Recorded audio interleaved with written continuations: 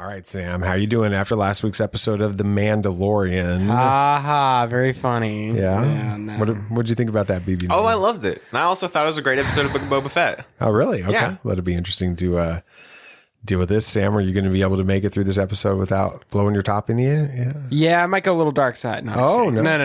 I'll be fine. I'll be all right. I'll be all right. Well, maybe talking about it a little bit will help. Like therapy. We'll give Samuel the Hutt that chance, along with a conversation about that old switcheroo on Superman and Lois, and our reaction to our first Halo experience. This is Tatooine Sons. It's true. All of it. What is the name of the porg on the Millennium Falcon? Force is strong in my family. What do you think his name is? It's a big moment. I am a Jedi, like my father before me. Maybe Turbis? Do or do not. There is no try. Turbis? Pablo, if you're listening to this live stream, that porg's name is now Turbis. It's a good Star Wars name. We're not done yet. These guys recorded an awesome podcast called Tatooine Sons. Everybody listen to it. This is a momentous anniversary. What? Today. What? Today is a big day. I don't know. How do you not know this? January 31st? You don't remember what happened January 31st, 2018? Was that Turbis? That was Turbis. That was the day Turbis became I didn't remember real. the date. With it, happy birthday. Happy birthday, Turbis. Turbis. Birthday days. I'm wearing my Turbis is Canon shirt. That didn't happen for a couple of years after No, that. that did Almost not. 2 years, but this is the day. The conception. The conception. Yeah, That got weird fast. All right. that was the idea. I don't even know where to go from that. Welcome to Tatooine Sons, a pop culture podcast. We are the only fan podcast to name a canon Star Wars creature, which you just heard the anniversary is today, and be endorsed by Rian Johnson. You heard that one too. On that, that's the anniversary of that too. Wow, Isn't that really? cool? Yeah. We believe that pop culture is. Okay, wait. Is it really? Because we got up to him after midnight. Ooh. No, I don't think we got to did. him. We got up to him after midnight. So as you're listening to this, the Turbis is canon stuff happened before midnight. The Rian Johnson endorsement happened after. So as you're listening to this, February 1st. So everybody gets it's to the experience the anniversary. There we go. We believe that pop. Are you guys ready to let me start the show? Go ahead. We're just having a conversation. All right.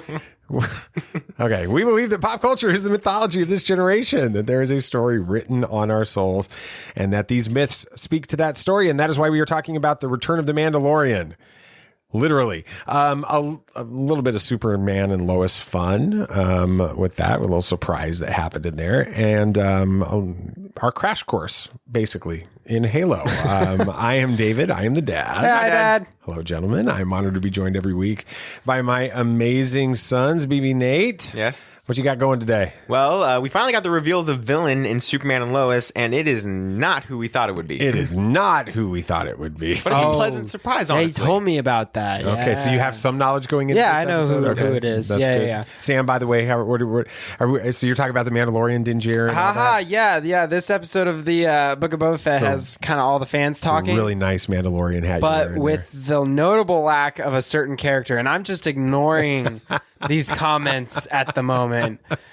What are you talking about? there. Well, I discovered this week that I know absolutely nothing about Halo, and I knew nothing. Like I was like not even in the same world as to what Halo was about before I watched that trailer. Yeah, I don't know much, honestly. I think Sammy and I played the first level at like a GameStop at one point. But we weren't allowed to play it. No. we were never allowed We- to. we- but and we I didn't. need to. Yeah, we need play to. them. They're like one of the most famous We'll game talk series about it ever. a little bit on here. Thank you so much to cufflinks.com for sponsoring this episode. Thank they you. have over 3,000 items on their website from Star Wars, Marvel, TC, Lord of the Rings, NFL, NCAA, Major League Baseball, NBA.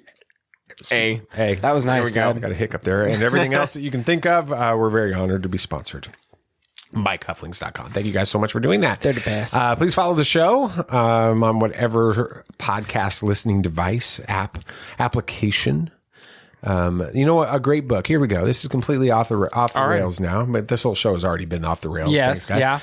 It's one of those weeks. A book that's probably 25, maybe even, about 25 years old that I highly recommend for business people. Sam, you're and for almost marketers. 25. What are you talking No, about? I'm not even You're almost 21. Yeah, anyway, is by a guy named Tim Sanders, and it's called Love is the Killer App. And anyway, so check it out. It's like appetizer. No, right? app like application is what that means. So anyway, please follow the show. I don't know why I brought that up. Brainy Pixel and Mercy Way Studios are coming Friday in our interview series. They're going to be talking about the Chronicles of the Faith comic book series.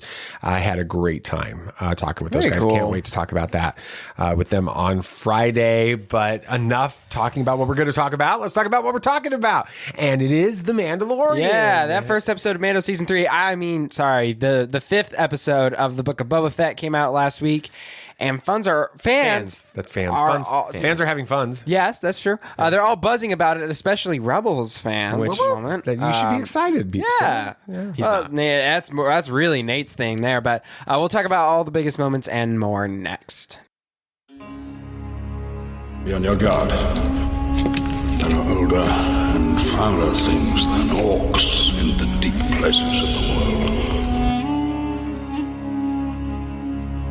All right, then, keep your secrets.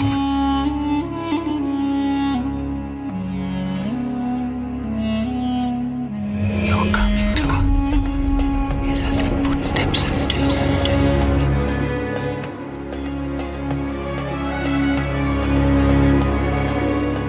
There are many magic rings in this world, Bilbo Baggins, and none of them should be used lightly. It's the furry Jawa That was awesome. thing. That was furry great. Jawa? Yeah, you were talking about like how what's her name? The chick at the mechanic. The one from Elf. Yeah. She was like talking about how she dated a Jawa. at Yeah, I some knew point. that. I remember But that. she was like, they're kind of furry. I didn't know that. Yeah, so apparently I forgot Jawas are furry underneath all of the cloak and stuff. So All right. now that's a piece of information you know. Awesome.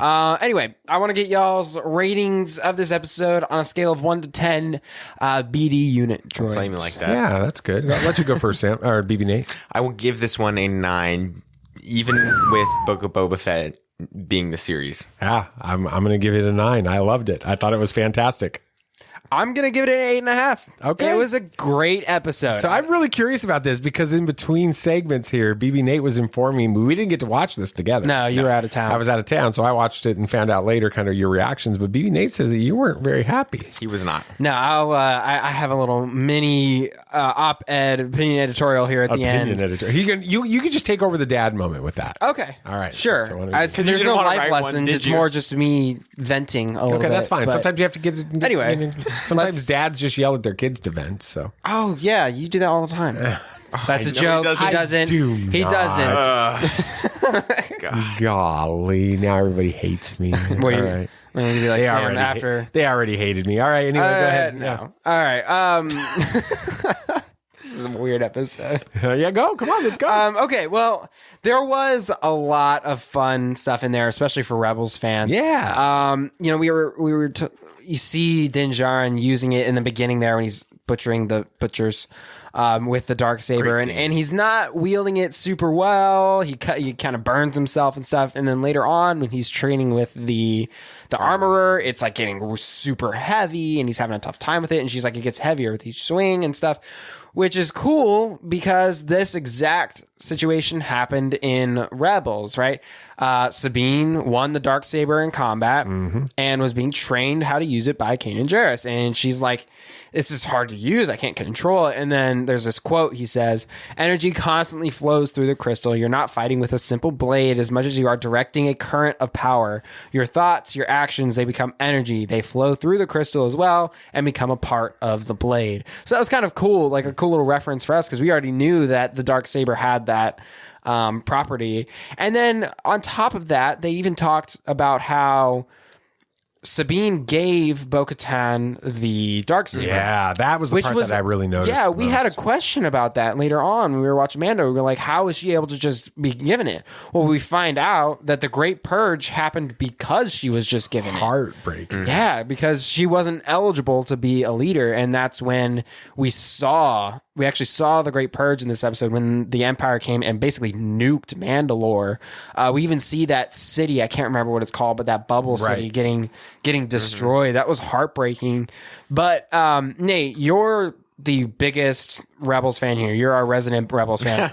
What were your thoughts on all of this stuff they had in there? I absolutely loved it. Even if all of this stuff wasn't in the episode, it would have been a fantastic episode. But this was just the cherry on the top. I loved everything they did, especially the Darksaber stuff. That arc with Sabine is really amazing and shows that you don't have to be a Jedi to wield the Darksaber. Yeah. And it was the test of Sabine. I loved that arc and the whole storyline with that. And then them putting it into this with Mando and with his connections to Grogu and all of that stuff. Him knowing about the Jedi and learning about it. It really ties into how the Darksaber was created by a Jedi and a Mandalorian. Yeah. It's a really awesome thing that they're bringing this back. Of course, Dave Filoni worked on this episode, so he had a say in putting that in there. And I'm glad he's not forgetting Rebels. Yeah. No, it was super cool to hear the Darksaber, the Darksaber stuff and the great, what's it called? The Great Purge. The Great Purge on Mandalore. Those two pieces were, when I think I was messaging you guys. I started watching it just a little bit. Yeah, you were a little bit before us. Yeah.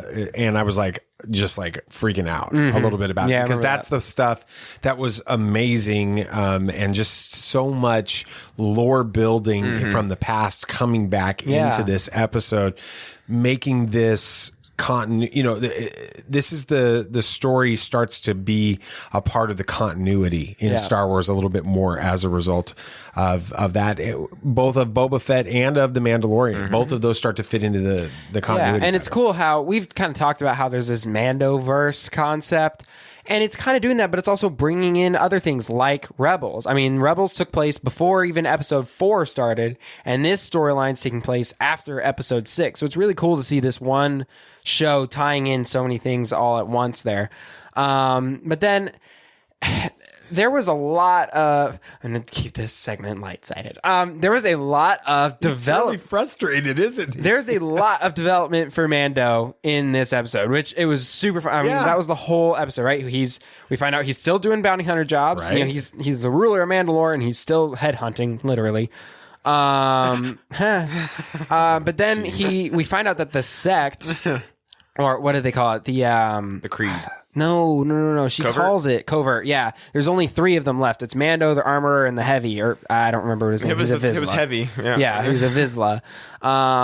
And he wins the duel, right? But he keeps the Darksaber, but he's no longer a part of the sect, which is huge, right? Right. And then, the Armorer makes him some little Grogu. Armor. Yeah, Mithril armor for Grogu. And then he goes to Tatooine. I don't remember why he headed to Tatooine. Because the mechanic chick that's said right. she had something close to a Razor Crest or something. And it wasn't anywhere near a Razor Crest. But it was awesome because it was a Naboo starfighter and everybody was freaking out about There's it. a lot of people that are speculating that it is the Naboo starfighter that Anakin flew. I mean, it very well could be. We don't know at this point. But the majority of the episode was them fixing up this starfighter, turning it into like a rat rod kind of thing. That was a lot of fun. Yeah, and then it ends up with him. He's back on Tatooine, and he's approached by Fennec Shand to work for Boba, and that's how the episode closes out. Do you guys like what they've done with Mando so far? Does this get you between guys excited? season 2 and season 3? Right, yeah. moment? I love it. I think what they're doing is fantastic. Of course, because Jon Favreau and Bryce Dallas Howard did an amazing job with this episode. Yeah, she's done fantastic with everything that she's done. She knows Star Wars. She really does, and she knows how to handle it. And I loved watching this episode. I think that this is going back to the book setting of these shows. This is definitely the prologue of Mando season 3, and or just kind of like a little side story for it. Where are they at, I guess, is a good way of putting it. And I really loved seeing everything about this. It was awesome to see the Naboo starfighter. We got to see a couple of the Rangers of the New Republic again. And the New Republic is still looking for Mando and still looking for the crimes or how he was related to the Empire. And so that's also really interesting. I'm really excited to see that. This whole episode was just about how can we build the world of the Mandalorian better, and how can we fit that in, bringing in Boba Fett. So, Dad? First of all, a little Easter egg. I don't know if you guys realize this, but the second X-Wing pilot, the Republic, the new one, the one we haven't seen before. He's actually the guy that played Luke Skywalker's body double in Mandalorian season 2. That's cool. So we get to see him on his face, actual face on camera again, which was really cool. It's cool. It's kind of like them bringing in Matt Lanter. Yeah, absolutely. It was very similar in that. Which, by the way, Matt, if you're listening to this show, we'd love to interview at Pensacon. Yeah, we're going to be there. Matt Lanter's definitely listening to this show. I think he is. Of course. Totally. You know, we are the only fan podcast endorsed by Ryan Johnson. And that means so much to him. So much. If he listened to the show, he'd know. Yes. So, anyway, this is definitely the weirdest choice of stories for them to have spent so much time on in this series. I loved it, right? I loved this episode. I loved from the moment I saw Din Djarin show up. I loved everything that happened until the very end. And what was the first thing I don't know. You guys said it to me first. I was waiting to say it and I didn't because I didn't want to ruin it for you guys, but you said it. This is one of the best episodes of The Mandalorian they've ever done. Right. It didn't have any Boba Fett in it. Yeah. With it. And that's the thing that's a little bit bizarre with it. I know what they're trying to do. They're trying to connect that story in to this. But this has been the problem with the series, for my opinion, from the beginning, is that they don't really know where they're going with this series. And so they went down this path. Now, I also want to bring up the Bryce Dallas Howard stuff that you guys were talking about on this. She is fantastic. She is. Oh, yeah. But let's not retcon the way that fans acted after that first episode she directed in season 1. The one with the Krill farmers? Yeah, with the Omera episode, Samurai the Seven Samurai episode, right?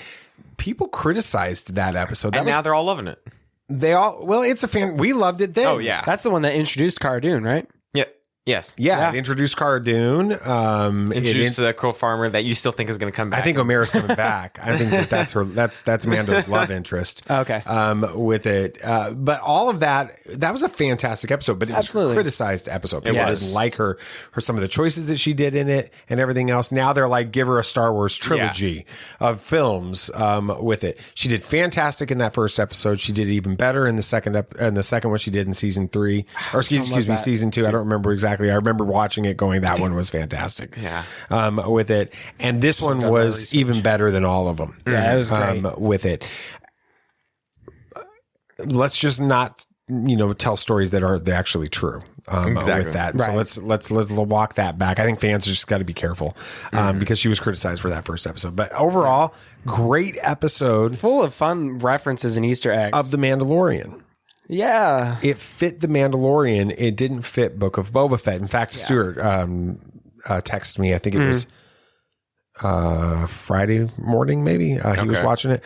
And he's like, you guys, or he was just listening to the podcast. I guess he'd already watched the episode of Boba Fett. And he was like, you guys nailed it when you called this series the Book of Boba, or the Mandalorian series, season 2.5 on the last episode. Of course, we didn't come up with that. Lots of other people said that. Official people said that long before we did, but we brought it back up in the last episode. And that's kind of where this has gone. And I'm okay with that.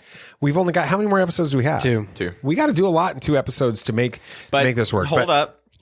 There was a lot that happened in this one episode. A ton. Not a lot that happened related to Boba Fett. No, but they caught us up with Mandalorian and with everything and with the covert and with where Grogu is and everything in one episode. They did. Yeah. Fantastic. But it's not a Boba Fett episode. Y'all are, So time for my rant. Okay, I need to get this out. I'm going to go ahead and just do this because since he's going to go dark side, it's still applies. I'm going to try and keep it clean. All right. I am your father. All right. I'm frustrated. Okay. I loved this episode. Honestly, it was one of the best episodes of this series so far. It was also the only episode of the Book of Boba Fett that didn't have Boba Fett. And this is what frustrates me. They did something amazing with this episode. Like you said, Nate, lots of character development, lots of Easter eggs and references, lots of awesome action scenes. Everything a fan could want packed into one episode. But they didn't do it for the series' titular character. Which begs the question, if they can do it for Mando in one episode, why haven't they done it for Boba Fett in the last 4? There are still 2 episodes left, granted. But I'm ultimately left disappointed by this episode. Not by the episode itself, but by it showing the potential this series could have had so far. Yeah, I think that you make a really valid point with that. And honestly, as the one who, you talk about BB-N8 being the Star Wars Rebels super fan in here, and we all are Star Wars Rebels fans. Absolutely. I love it. But you're the Boba Fett super fan. I am. I mean, I'm looking at a picture behind me right now. Where I'm with Jeremy Bullock. That you look nerdy as can be. You do braces, everything. Oh, it's braces, bad. It's bad. Skinny, little scrawny thing. But you were geeking out because you were standing next to Boba Fett. When this series was teased at the end of season 2 of The Mandalorian, you were losing your mind. You were more excited about that than Luke Skywalker showing up. Oh yeah, in that episode. And yet now you're frustrated with this show, and it's not because you have a headcanon. There's no headcanon you're trying to fulfill. The only headcanon I have for Boba is he's awesome, he looks cool, and he kicks butt. That's all I have for my Boba. Right, but you didn't. I mean, the expectations. It's not like that you have these crazy expectations for the series. You just want the show to be about him.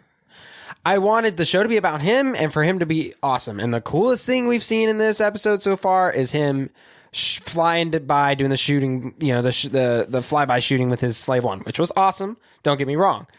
But, they brought him in Mando season 2, and he kicked butt in every scene. He was awesome. He was just this imposing presence everywhere he went. And something just feels off in this series. I don't know what.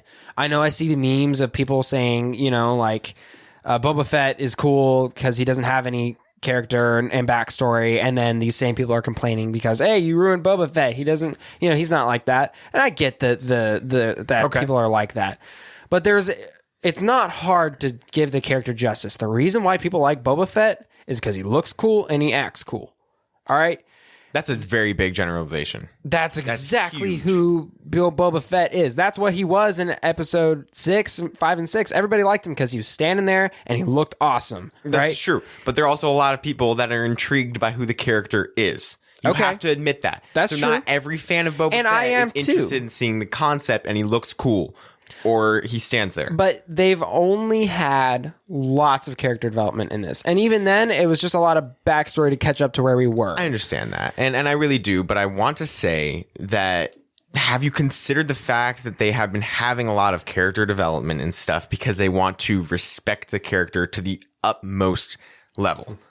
They're not caring about him. They don't know where the series is going. They want to respect the fans and they want to respect who the character was, made by George Lucas. So then do exactly what they did for Mando. I get this. With Boba. And everybody would be happy. They created this character. This character has been for 40 years an established character, and there are people like you who really want to see this character done right. If they just went in and had 5 episodes of him just kicking butt, I'm sure you would love it. But the thing is, you wouldn't know who the character is. You wouldn't be any more interested in the character from 40 years ago than you are now. I'm a Hawkeye super fan. If they had a whole episode dedicated to Daredevil and Hawkeye, I wouldn't be disappointed because I understood that there'd be another episode dedicated that would have it tie into Hawkeye. There are 2 more episodes. We saw how much they did within 50 minutes. Everybody is freaking out about how this was just Mandalorian season 3, episode 1. And I get that. It was just Mandalorian. But there are a lot of points where you have to consider. We've had a lot of build up to this point. We've had a lot to go over, and they all want to respect this character. Dave Filoni, Jon Favreau would not just be doing this just to do it. They understand they understand the love of the fans. Okay. And I really do think that there is chances for this to come back. I don't think they're purposefully, trying to do anything bad. That's not what I'm saying. I'm just saying everything they've been doing with Mando is what we've wanted for Boba. That's all I've wanted. I want him to be awesome. They've had character development for Mando. He's got this connection with Grogu. He's no longer in the sect. I mean, they did all this stuff in one episode, and I just haven't felt that connection with Boba. I mean, it's been interesting to see him connect with the Sand People and stuff, and that's great. But that's all it's been. There's been no, okay, that's Boba Fett moment for me, you know? Okay, that's I fair. want to see him don the helmet. He takes the helmet off a lot, which is, I get it, and that's fine. But part of what makes Boba Fett look so cool is the helmet. And he takes it off all the time. He's never really done anything crazy awesome. He's done, I mean, there was that fight in the first episode with the guards, but he got hurt, which I understand. He's old. He's got the back to tank, right? But then, you know, there was there was one scene in Tashi Station, which was kind of neat. And then there was the scene where he was running around the kitchen with the droids, which was kind of fun, I guess. But there's just not been a Mandalorian Boba Fett moment. Okay. You know? Yeah, that's and fair. What they're trying to do is they're not trying to make another Mandalorian. They are trying their best to set what they've Boba Fett done- apart from Mandalorian. Right. If you look at him, he's the complete opposite of Mandalorian. The What exact they've opposite. He's done- not a bounty hunter anymore. He is not ruthless. He is not vengeful. He is a person that rules with respect and wants to rule right. That is all he is. And I really do think that, and you gotta consider, Jon Favreau and Dave Filoni are probably scared out of their minds by how fans will react to this. You're They right. introduced Rose in Last Jedi. Nobody knew her, but yet fans hated on her because people already know Boba Fett.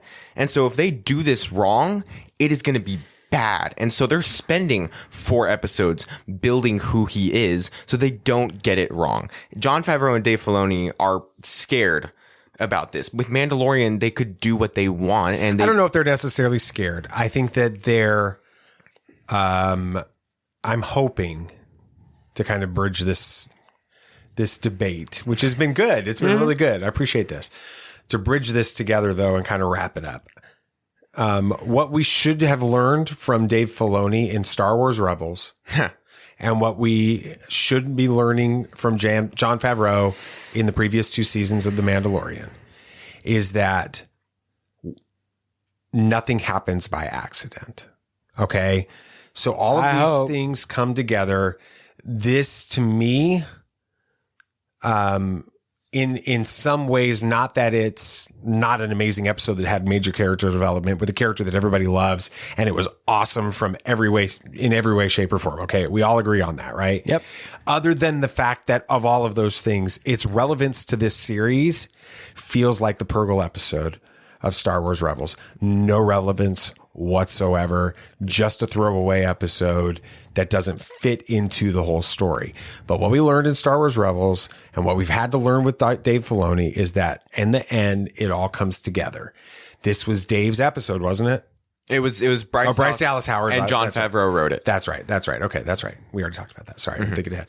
I think that honestly, that what I'm hoping for is that we see in the last 2 episodes that episode brought in the Mandalorian for something that's going to happen in those final 2 episodes that's going to absolutely melt your brains and make Boba Fett fans weep for joy the way that Luke Skywalker fans wept for joy at season 2, episode 16, or the last episode of season 2, whatever, with that. And in the end, we're gonna be thrilled with this. I'm hoping for that. I really am. We'll see. Yeah. So Well, tomorrow is the series semi-finale of the Book of Boba Fett, and it seems like there's hopefully a lot of action to come with Boba and Mando teaming up, we think. You know, it's going to be a pretty fun time, so be sure to tune in to see what comes next. absolutely.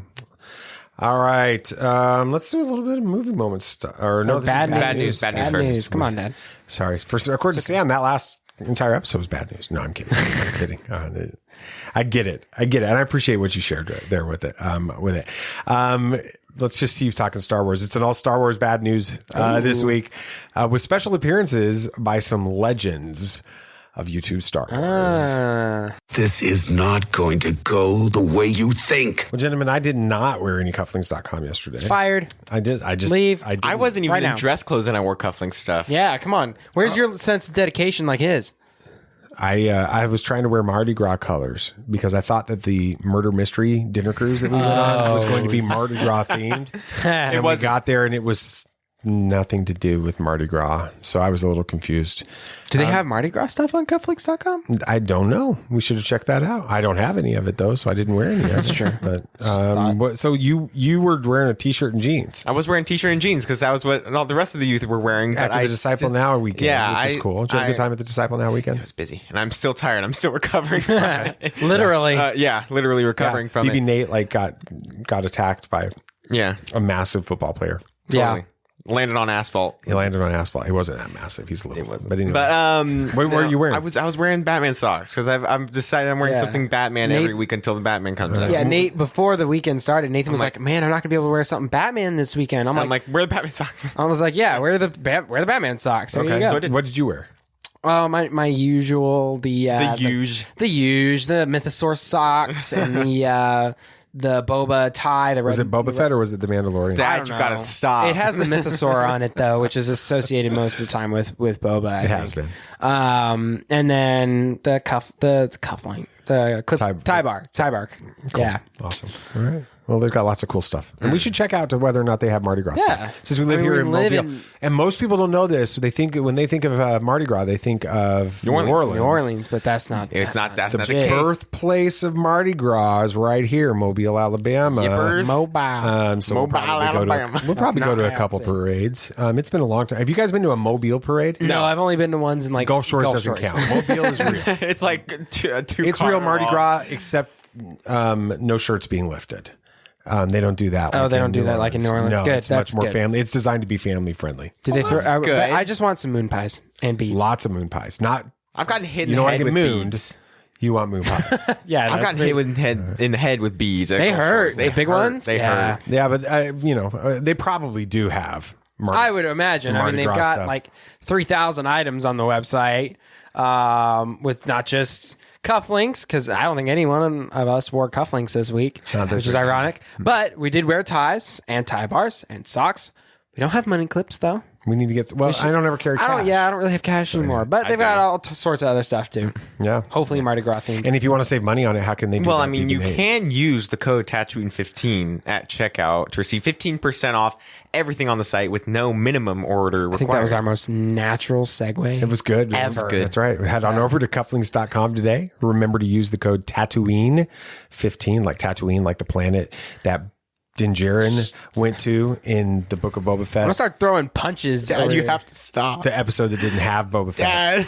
Dad, but Boba Fett's on Tatooine. So Tatooine 15, use that at checkout, save 15%, and make Samuel the Hutt happy. Well, you want the bad news or the really bad news? All right. So Ahsoka Tano's show rumored to retcon. What? The sequel trilogy. How many times has this been cycled through? The sequel trilogy retcon. Whenever they need Star Wars content. We got this covered. It has this clickbait bad news covered this week with what even they are labeling as an unsubstantiated wow, rumor. That's saying something from them. The claim is that the new Ahsoka series will change the entire sequel trilogy. Whoa. The best part is the claim comes from the notorious liar and toxic Star Wars YouTuber Doomcock. On his latest video, he claims, and I quote, Favreau and Filoni are working to retcon the sequels out of canon on their own authority without consulting anyone else at Lucasfilm. It's like they think that Dave and John just work off on their own little studio. He goes on, the moment Luke took Grogu, everything in the timeline changed. Luke knows Grogu is being hunted at the end of The Mandalorian, even though he's not sure why. Luke training Grogu is putting a chain of events into motion that will erase the sequel So this trilogy. is like Loki, like that one episode of What If. Yeah, exactly. The multiverse exists in Star Wars. A chain of events that begins in Chapter 13. The Jedi with Ahsoka up to this point has already changed the Star Wars timeline, and her entire purpose moving forward is to continue changing the timeline away from the sequel trilogy. So I don't know, world between worlds, multiverse, silliness. Yeah, I don't know. Honestly, this guy is nuts. And he's a complete fraud, and he's been proven as such so in the past. Thankfully, we got this covered. Even knows better than to report this as anything other than an insane attention grab, which is all that it is. Unfortunately, their own headline, though, doesn't give that away. So while the actual content from this YouTuber is like not even a 10, it's like a 48 on the scale. As it goes to the headline itself and the article, I'm going to give it a clickbait level of 7. Oh, that's fair. That's fair. All right. Yeah, well, this is an exclusive Darth Maul live action series in the works. Yeah. Giant freaking robot. Yay. Oh, yay. Yeah, must have needed to drum up some Star Wars content for their site this week. So they decided to rehash an old rumor about a new Darth Maul series. It's a long article that goes into great detail about the character in Star Wars canon while only having a couple of sentences related to the headline. The most important being that comes from their trusted and proven sources. Of course. Throw enough out there, they'll be sure to get one right eventually. That's kind of what they're trying to do, I think. Yeah. Who knows if this is one of them? Yeah. So this one's getting a level 6. Okay. We don't know either way. It could happen, could not happen. But again, trusted and proven sources. Yes. Wait till they're proven for real. Okay. Yeah, pretty much. Tron Legacy star rumored to play Rey and Kylo's son in Star Wars reboot. The timing on this is funny. Yeah, okay, you guys were like watching Tron Legacy when we came home from our date. So last night we were sitting there, y'all were at your dinner party, and Nathan and I spent probably half an hour trying to find a movie to watch because we were not agreeing on stuff. And eventually we decided on Tron Legacy. It's always been a go-to for us. Oh, it's great. So we're watching it, we're loving it, and I'm like, I haven't seen this actor in anything before this movie came out or after. Huh? The actor for Sam. Yeah. I'm like, I haven't seen him in anything. And then we talk about this. Find this article. There we go. We got discovered must have been growing more aware of their reputation. Dad, you typed this up really weird.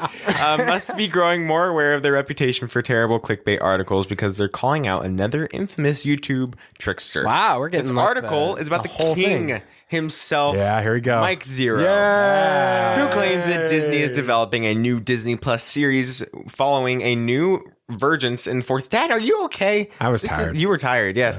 In the Force, born supernaturally to Rey Skywalker. Supernaturally. Wow, I'm not surprised. It's Mike Zero. Mike Zero continues by claiming... Yeah, he's basically the Verge of Birth. It's like Anakin all over. Oh, so we're just doing this again. Mm-hmm. Okay.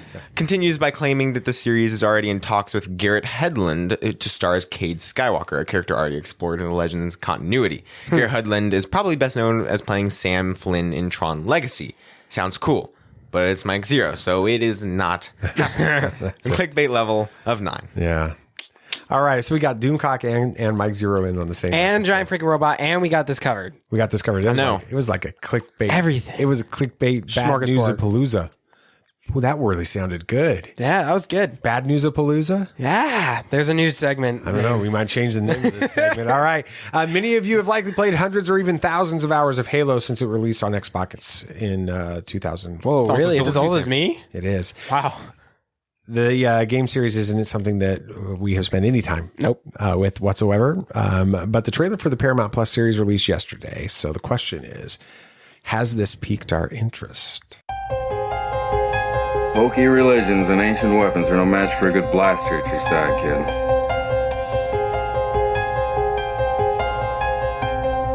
Rebellions are built on hope. Force is with me, and I am with the Force.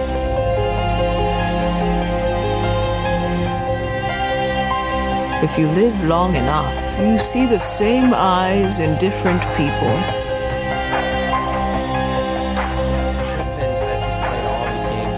He loves them. He recommends I play them right as soon as I can. So the Halo games. That's what we're talking about. Because it's the Halo it is what we're talking about. Absolutely. But I mean, have you played much? No, you didn't. We weren't allowed to play them because they were rated M. But nobody really quite knows why they were rated M because you just shoot aliens. So it's kind of weird. Is there any blood though with the aliens and stuff? It's like purple blood. Yeah, that's probably it. I played Transformers. This is 20 years ago though, and the SRB's gone through weird phases. Yeah, it has. But I want to play it now. All right, so let's talk about before we get into the game conversation a little bit and the story and try to understand the story a little bit. We're not going to try to do any spoilers or anything on this. The goal is, what is the Halo TV series going to be about?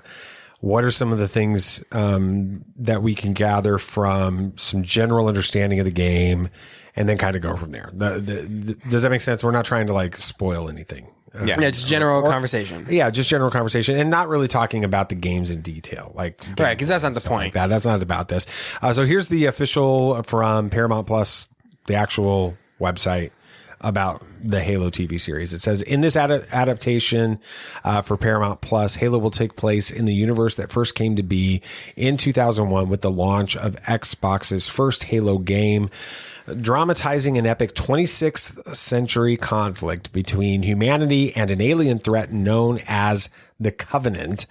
Halo, the series, will weave deeply drawn personal stories with action, adventure, and a richly imagined vision of the future. The series stars Pablo Schreiber as the Master Chief, Spartan 117, Natasha McElhone, I don't know how to pronounce that, so I won't try to fix it, as Dr. Halsey, the brilliant, conflicted, and inscrutable creator of the Spartan super soldiers, and Jen Taylor as Cortana, the most advanced AI in human history and potentially the key to the survival of the human race. Isn't it ironic that Microsoft chose their virtual assistant for their computers to be Cortana? Microsoft made Xbox. I know. That's probably on purpose. I know. It's crazy. And I had absolutely no idea that was the connection. Well, I have Windows. So, well, I mean, I know I use Windows for work and stuff, and I get this like Cortana daily briefing. Yeah, exactly. Never even made the connection until you. Me neither. You just said that. Let's talk a little bit about the Halo game series. Okay, first of all, just based on the trailer that you guys watched. You guys watched the trailer. Yep. Right? Yes. All right. Based on the trailer, which I watched as well, and that description. Thoughts on this series so far? Oh, I'm excited. Sounds interesting. Yeah, I'll watch it. Definitely. I'm down for a sci-fi action series. I mean, I don't have any previous expectations or headcanon going into this because I know very little about this series and haven't played the game. So I'm cool for a wild ride. Yeah. It's kind of nice not having headcanon for a minute. Yeah, it is nice. The Boba Fett it's thing. refreshing. All right. Yeah, I'm really excited. I thought the trailer was really good, surprisingly well done. I know that this series is getting looked under a magnifying glass by a lot of people, but honestly, just for a person that doesn't know about the series, it's a lot of fun, and I'm excited to see what they do. And the thing is Paramount Plus hasn't done much with their original series. This is definitely their biggest one yet. Well, the Star Trek stuff has been pretty. It's been that's been pretty big, but this is a new territory, and they aren't like Netflix, so they don't have experience in this world. So just gonna see what happens. I honestly had no idea what the Halo even stood for. I thought it was Halo, like a Halo paratrooper, like high altitude, low opening.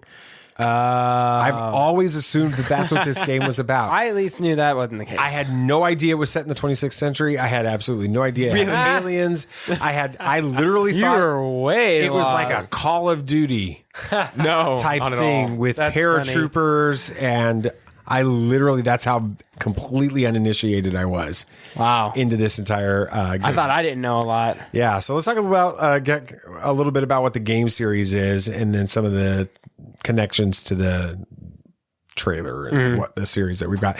Halo in the game is a military science fiction media franchise created by, is it Bungie? Yeah, Bungie. And they sold it today. Just today. Yep. They were bought by PlayStation. It's quite a blow to Xbox. The franchise is currently managed and developed by 343 Industries and owned and published by Xbox Game Studios until today. The central focus of the franchise builds on the experiences of Master Chief, Sierra 117, John, one of a group of super soldiers codenamed Spartans, and his official intelligence, artificial intelligence. That's what it says. Artificial intelligence AI companion Cortana. All right, so never played the game? No. Nope. Either of you? Well, okay, I played like part of a first level, so that was it. Okay, what do you know about the game itself? I don't personally know much. I know that the story is super rich, and I know that it is considered one of the best in games. The whole trilogy, it's looked to be upon. Well, there's more than just the trilogy too. There is more than the trilogy, but the first trilogy is considered to be a great seamless story and really well done, and the ending is fantastic. I don't know personally much about it, but I do know that the games have had highs and lows, especially after the trilogy was over, but it's looking like it's getting higher with the new one that came out. A lot of people loved it. So Sam, what do you know about the game? Not a lot. All I know is that the Halo, I'm going to butcher this and all the Halo fans are going to be like, no, you're wrong, which, you know, we would be doing that at Star Wars, yeah. So I get to be on the other end of the receiving end this time, but I think the Halo is some massive ring in space that's like a gateway, I think, or like a teleportation device, which was what everybody was comparing that weird city in the latest episode of Book of Boba Fett. Oh, yeah. in. They were like, hey, does that mean like Star Wars, can I copy your homework, Halo? And it's like, yeah, sure, just change it up a little bit.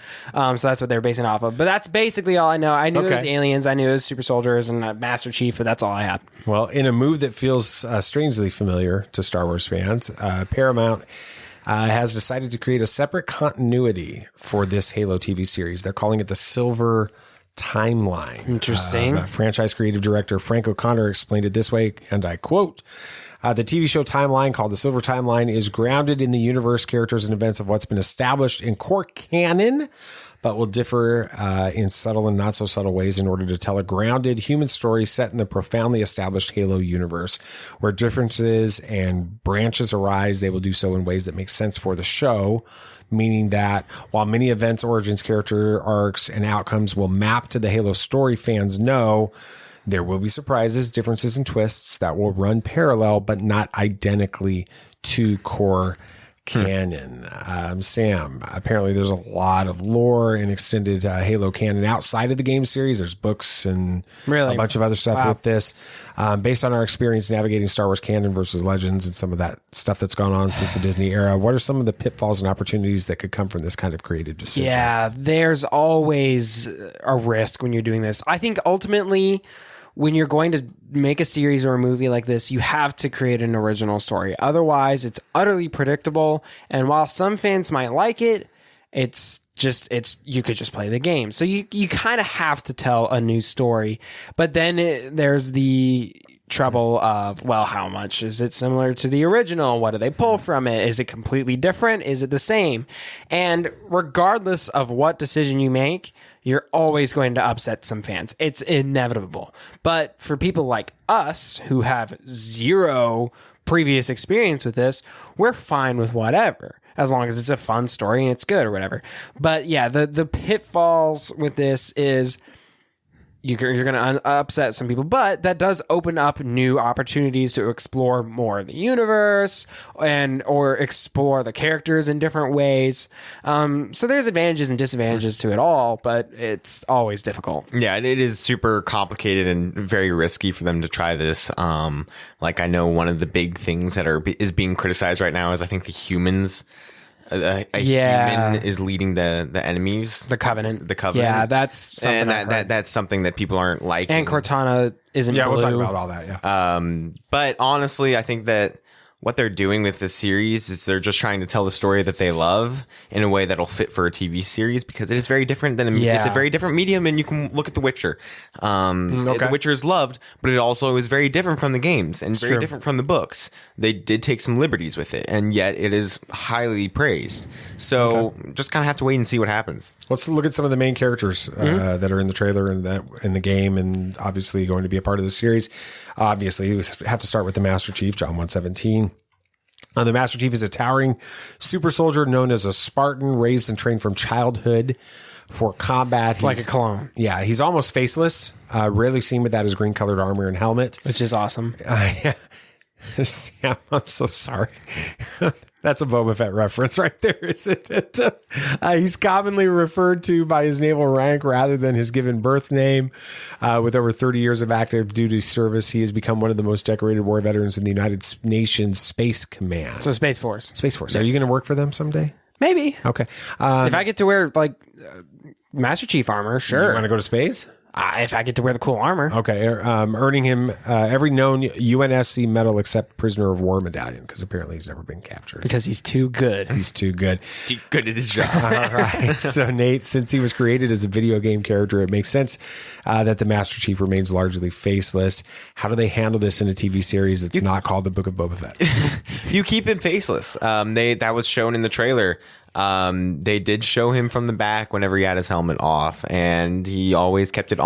And I feel like that's what they're going to be trying to put in with this series, the mystery of who he is and how he's handling everything. And that is a large respect to the fans that have gotten to know this character and actually have already had some backstory for him. And so I think that it will be very interesting to see how they handle it. If they do decide to take the helmet off a lot, that might be a mistake on their part, but I don't think they will.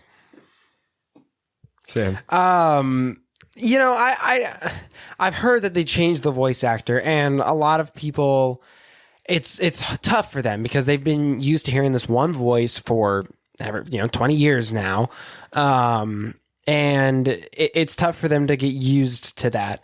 But I think the reason why they do that is because they're going to inevitably show the face and they want it to match up. So it is risky to show the face, but I don't think it's ultimately a bad thing. I think if it fits the character, it'll be fine. Just keep giving the character the treatment that people are used to. All right. Anyway. All right, so let's talk a little bit about Cortana. Cortana is a fictional, artificially intelligent character in the Halo video game series.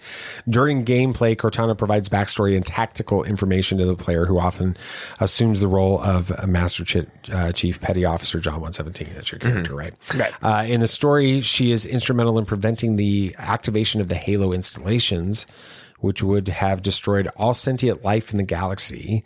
Although Cortana will be voiced by Jen Taylor, the same actress who voiced her in the game franchise, the character, I think you kind of alluded to this earlier, looks dramatically different in this trailer. So Sam, some are suggesting that the show go ahead and Sonic the Hedgehog the character, make her more like the game version. Do you think it's important to do that?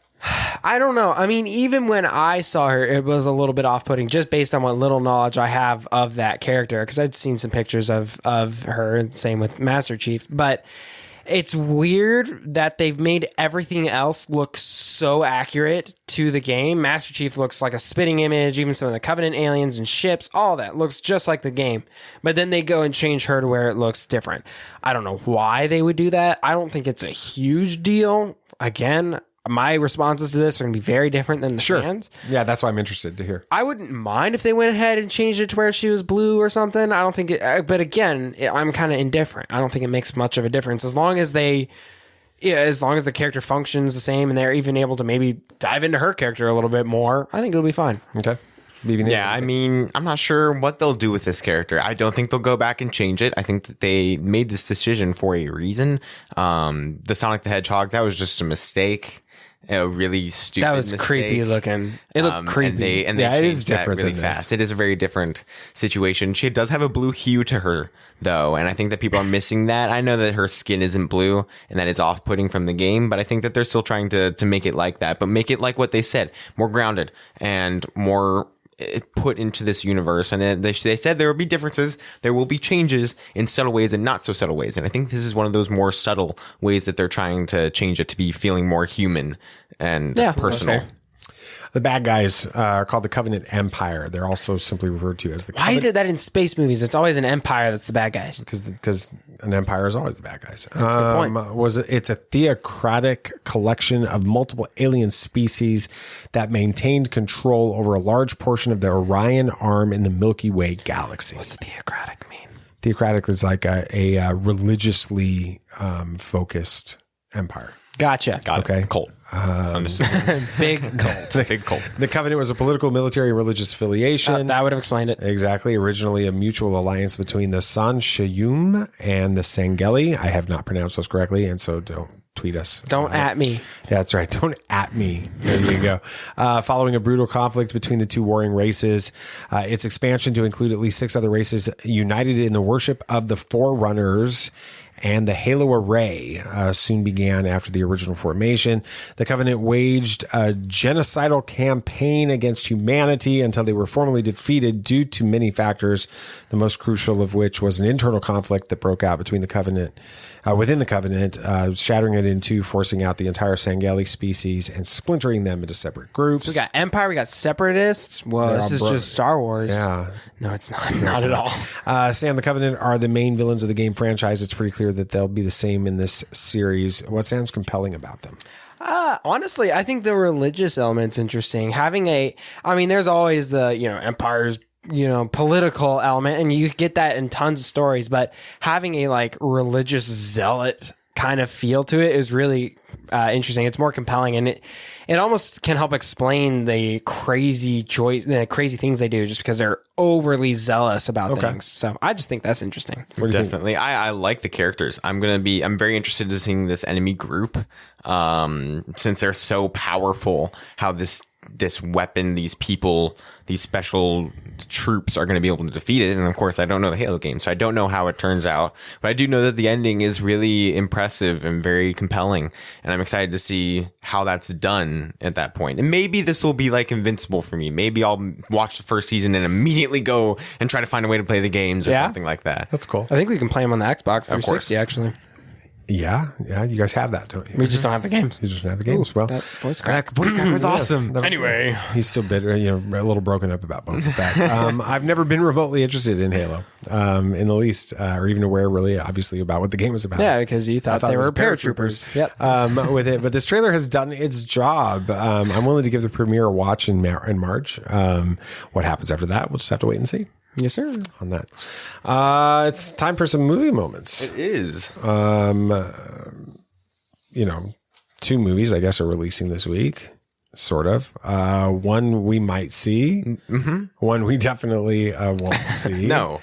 That's up next on Movie Moments. At last we will reveal ourselves to the Jedi. At last we will have revenge. All right. First new release is a one I refuse to say, so I will move this to father. He's afraid it's a bad word. No, I mean, kind of. It is in the way, but not in the King James version. Not in the King James version, and not in mainly the way that most people, well, not most people, some people would think it is, but they're implying it in the other way. Well, no, it's Jackass Forever. Yeah. So, anyway. Tell us about the movie. Well, after 11 years, the crew is back for their final crusade, which I would assume that the last one was their final crusade and they just wanted some money. But the director is Jeff Tremaine, and the cast is Johnny Knoxville, Chris Pontius, and Steve-O. Studio is Paramount. Steve-O. And the MPA rating is R for strong crude material and dangerous stunts. There's graphic dangerous nudity stunts? and language throughout. Going yes or no? This is a no. No. What? Just a slight It's no. not on our list. It has never been on our list. That's never. No. In fact, I'm so tired of the trailers. I know. It's Honestly. insane. I'm ready for trailer. It to be It's just a one. Yeah, I'm ready for it to be in the theater, so I don't have to watch that trailer. Exactly. anymore. This next one, speaking of really bad trailers, This is such a weird promotional campaign. Moonfall. The description: a mysterious force knocks the moon from its orbit around the Earth and sends it hurtling on a collision course with life as we know it. With mere weeks before impact and the world on the brink of annihilation, NASA executive and former astronaut Jo Fowler is convinced she has the key to saving us all. But only one astronaut from her past, Brian Harper, and conspiracy theorist Casey Houseman believe her. These unlikely heroes will mount an impossible last-ditch mission into space, leaving behind everyone they love, only to find out that our moon is not what we think it is. Now, the director is Roland Emmerich, who has done a lot of great stuff. Yeah, Absolutely. I saw that. Mm-hmm. And it's pronounced Emmerich, just so you know. Emmerich, whatever. His cast is Halle Berry. Hallie. Okay. She was Storm. She was. And Catwoman. And the Catwoman. Yeah. We didn't talk about that one, though. Patrick Wilson and John Wilson, not related. The sure? studio, I'm pretty Maybe sure. I've typed in the wrong thing. You might have, but it's all good. Studio is Centropolis Entertainment. The MPA is PG-13 for violence, disaster, action, strong language, and some drug use. Going, yes or no? I mean, yes, just to see what it ends up being like. We've been perplexed by this movie's advertisement so far. First trailer, whoa, this seems so interesting. Second trailer, okay, it's a this sci-fi is disaster thriller. interesting. Okay. Last one, what the heck is it? They've been like shooting themselves in the foot almost with their own marketing. So I'm curious to see what it ends up being like. Yes. This is one of those where there hasn't been a lot of good movies lately to go see. I mean, we can go see Spider-Man again, which is awesome, or we can see a new movie. We'll probably end up seeing this when we have time. Yeah. Yes. If With we ever A-list, have time. because that's just we have. Because we have A-list. Because we have A-list. Now, for trailers this week, we got a final trailer for Uncharted. I guess you could call it a final trailer. It was only 1 minute and 40 seconds, but honestly, great trailer. I really enjoyed it. And When does that come out? Wait for this movie. February. So just a couple weeks. 17th. Oh, Thursday that's premiere. right. Yeah. Sammy decided to do a blimp that day. I didn't so decide. We That's won't when be I able was to watch scheduled. it. Never mind. You want me to cancel? Yeah, cancel. Just kidding. Box office numbers. Spider-Man No Way Home is in the top with 11 million domestic and now at a whopping 1.7 billion worldwide. Scream is at 7 million domestic and only a small 100 million worldwide, which is a little worrying. And Sing 2 somehow has came away with 4 million domestic and has, for some reason, 267 million worldwide. That's a more success. than Scream, which is impressive. A lot more than Scream. Yes. So, that's good. All right. And now it's back to me. Back to you. Doomsday is finally Not in this show. I know, that was We'll crazy. talk all about that and more coming up. Have you ever danced with the devil in the pale moonlight? Yeah, I can fly.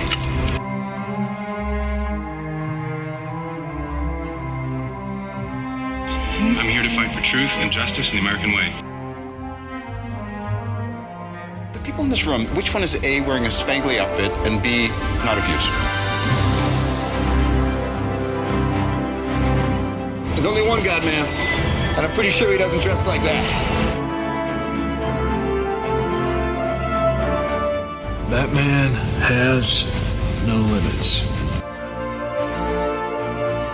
That was a switcheroo in a big way because he looked just like Doomsday when his first appearance in that comic book.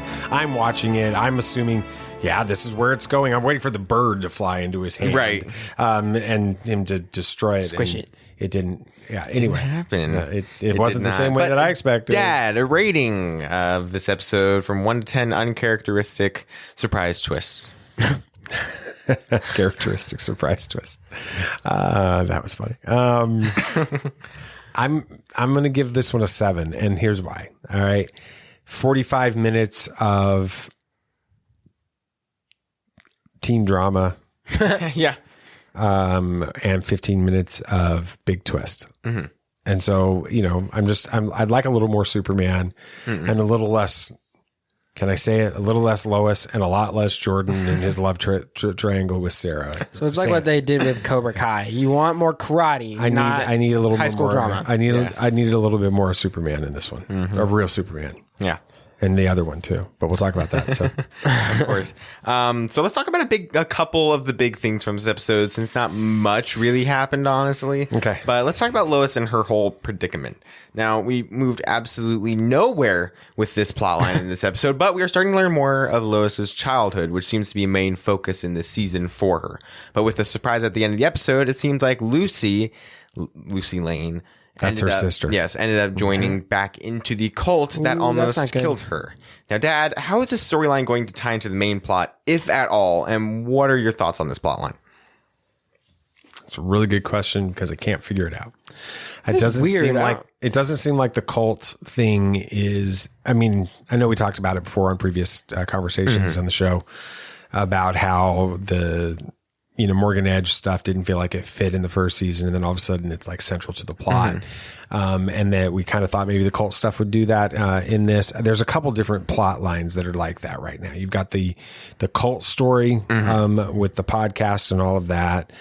The mayoral campaign, which really just does feel like a Smallville story. It does. To keep Lois or to keep Lana building the Smallville. Yeah. And so I'm okay with that one. Yes. Right.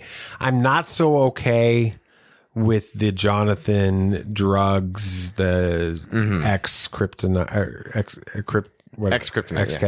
the XK stuff, and how that may be tying into this somehow. It just feels like it'll tie into the there's all these kryptonite drugs.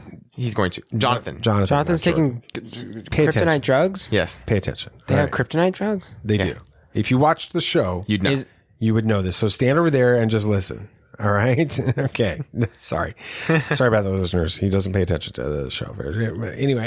So he's taking XK or going to, it just feels, and then the Jordan, Sarah love twit, thing, which was really over the top. It was. And I think it's done this episode. They're like, okay, let's move on. It was really, really over the top. It was this one, with it. And so all of that seems like, again, it goes back to, there's so many different plot lines right here. They need to come together. Even the John Henry, Natalie stuff. That'll tie in. It has to tie in. But there's so many of these little things going on that it's hard to follow what's the story really about. I think that Jonathan and his XK thing is going to tie into the cult, with the fact that the cult does deal with drugs a lot, and this is a new drug that's going around, and I feel like that might tie into it. I think that the XK is going to activate the powers lying dormant in John's cells in his DNA. So he's going to become super powered like his brother and like his most dad. likely. The one circumstance where doing drugs actually helps you. Right. Unless he turns bad. Which that might be the case. But that's true. I think we're getting that. The whole Lois cult thing, I'm still wondering how it's going to tie into everything. But I feel like it is really important to the main plot. I just don't know. Well, it's central to the story of this season. It would be. So I don't know how it's going to tie in with Bizarro. But speaking of Bizarro, we had a bizarre twist. Well, we get the full reveal on who the villain is, and it is surprisingly not Doomsday as we were led to believe. Oh my gosh, that was such a bait and switch. They flat out lied. They flat out lied, and then even in this episode, he comes out looking like Doomsday from the comic book. That's not nice. It's Bizarro Superman, his evil. I'm very upset about it. I'm going to do a rant at the end, just like so. Sam. Tad, what do you think of this twist? Disappointed or relieved and excited that Superman will not die in this season? Supposedly. Yeah, that's a great question. You know what? I hadn't even thought about Superman dying in this episode or in this season as a result of what's going on or not happening with this. All I could think about was, it just felt. I don't know, a little bit. I'm fine with Bizarro Superman. Bring in Bizarro Superman. I mean, I knew it was Bizarro Superman from the second you see the part of his face. Yeah. I look over at you, I'm like, that's not Doomsday. And you're like, nope. I'm like, that's Bizarro Superman. Yeah. And you're like, yeah. I mean, even me having not read a ton of the comics, I knew what was going on in this. The problem was they said Doomsday, they pitched Doomsday, they teased Doomsday, they show up with him looking like Doomsday, and then they don't. And it felt a little bit insincere in the way that I do think, if I'm not mistaken, they had Doomsday in Supergirl. I might be wrong. I'm not 100% confident in that. And that's why I was a little worried that they were going to bring in Doomsday with this series. Do you think they used Bizarro to tell the Doomsday plot? Same idea, same story, but just with a different villain. Same kind of thing, because that would fit a little bit better within the type of show that Superman and Lois is. The only thing I can think of that may actually happen is if they... I don't want them to just mirror the Doomsday storyline, the Doomsday plot using Bizarro Superman. There's this moment in the underground, in the mine, when they see the crystals... and there's blood on it and all of this. And the way the crystal, I mean, even at that, I think that was before we knew it was Bizarro Superman, right? Yes. We see the crystals and it looks to me like the bone spurs on the comic version of Doomsday. And that made me think of the Doomsday. Now that's obviously because I was expecting Doomsday. Yeah, exactly. With that. But that if they find a way to maybe have Bizarro Superman reacting to the solar stuff that John Henry did and some of the other things that they're trying to do, and maybe he morphs into a version of Doomsday, and that's where they go with this. People are wondering if they're going to just combine Doomsday and Bizarro. I'm okay with that. I'm okay with that idea. I just don't want it to be, hey, you expect Doomsday, you make him look like Doomsday. Yeah, sorry, it's not Doomsday, it's Bizarro Superman, and then we go with a completely different storyline after that. I feel like because they were pitching... The guy was talking strongly about this being Doomsday, so I do think that he's planning on telling that storyline with this. And the fact that kryptonite does not affect Bizarro but makes him stronger is going to really play into this whole storyline, especially with XK. XK, giving people powers and making people stronger, and that's going to tie in a lot with Jonathan as well. And of course, we cannot forget about the amazing Dad Clark moment of him being punched by Jonathan, and then him not reacting, and then having to fall over. He's standing there getting punched by his own son. And then he's like, oh wait. And then he falls over because there was a bunch of people standing around. That's funny. Yeah. It was great. That part was a lot of fun. Well, this episode wasn't that bad. And it wasn't bad. It still felt like Superman and Lois, which is something I've been worried about. It didn't feel like Lois and Clark, even though that's what I've been calling it all week. And I cannot wait for more Bizarro when it happens there, and if they decide to go with the Doomsday plot. But do not forget to tune in tonight on the CW network to see what happens next. Or tomorrow, like us. Yeah, or Wednesday. Whenever we get to it. Exactly. All right. Anything else you guys want to talk about? Anything else? Yeah, so the Spider-Man No Way Home writers had plans for more Daredevil scenes. Yeah, that would have been pretty cool. I don't think anybody would have complained. Have you gotten very far in Daredevil? No, we haven't watched any more. Why didn't you watch that instead of Tron Legacy? I don't know. I offered to do that, but Sammy didn't want to. Okay. Anyway. Yeah. Matt Reeves posted a 3-minute scene from the Batman. Oh, yeah. We've all seen it. I'm going to just have BB-N8 react. It was fantastic. Everything about it, from the score having this kind of horror feel building up to the car crashing in, especially when Bruce is looking up at the silhouette of the Riddler just standing there, taunting him. And then him just walking away. The fact of you can see Bruce being absolutely terrified and concerned with the fact that this is directed to him, to the Batman, not to Bruce, not to anybody there, but him directly, and him knowing that he's going to have to figure this out. And he can't do anything about it at that point until everybody's evacuated. And we do know that he comes back eventually, but this is going to really, Robert did not say one word as Bruce in this scene, yet you got so much emotion and so much telling from him, which just means he's going to be a fantastic Bruce. You're confident. I am confident, but he did see a little kid, an orphan kid, and everybody's like, this is Robin right there. Oh, really? I never even made the Robin connection, but I did, watching it, think a lot about, they've already said they're not going to do the origin story, the death of Thomas and Martha Wayne, all that kind of stuff. But this is sort of a way to have that story be a part of this. Because he's at the funeral of this little boy and he sees himself in that little boy. Yeah. That's what I was envisioning with it. And I love the fact that that's a way for all of us who know this story to be connecting with that origin moment without them having to tell the origin story. It was really good on that. EA announced 3 new Star Wars games this week. Wow. 2 that are still in development and nobody knows what they are. Actually, we do. We know one's a strategy game and the other's a first-person shooter, a lot like Battlefield. Okay. Battlefront. News to me. All right. Yes. But I was traveling all week last week. You were. But the big one is, of course, the sequel to Jedi Fallen Order. Yes. So that's going to be pretty exciting. Cool. Awesome. Thank you so much. We got, this Friday, we've got our episode with Brainy Pixels and new, I forgot the name of the media company, and I was typing it in and I got distracted and I forgot. Mercy Way Media. That's it. Which are awesome. Those guys were fabulous. They were fab.